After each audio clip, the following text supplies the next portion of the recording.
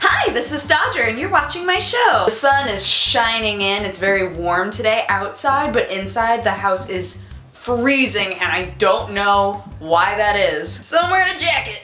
Well, I make news, but you can feel free to tell everybody that I wore the jacket because it makes me look cool, obviously. So first throwaway piece of news is that apparently in Denmark, I remember seeing this on Reddit a few days ago, but then it was brought up again and I was like, oh god, that was so funny. In Denmark, they needed an over-the-shoulder shot of Syria, and instead of actually using a picture of Syria, the dudes were given a picture from the first Assassin's Creed game. Whoever you are that gave them that picture, I hope that you were actively trolling.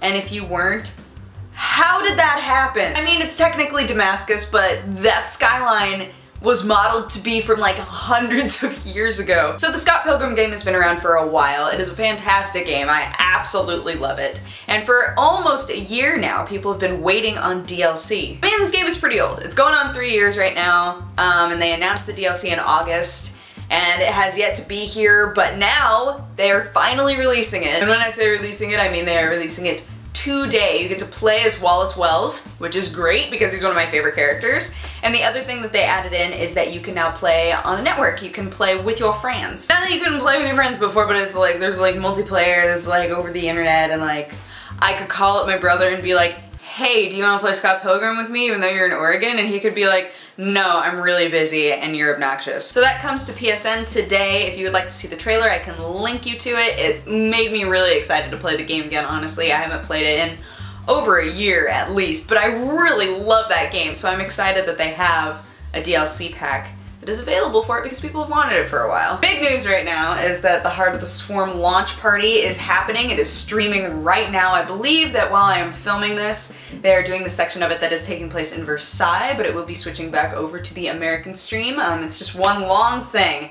I'll link you guys to where you can see it. It's streaming on Twitch, but there's also, you know, on the Blizzard site, and then you can choose what language you want, and blah, blah, blah, blah, blah. I will personally not be attending, but I hope that any of you who do will have fun. I know a lot of people who are going, so hopefully it is a fantastical time.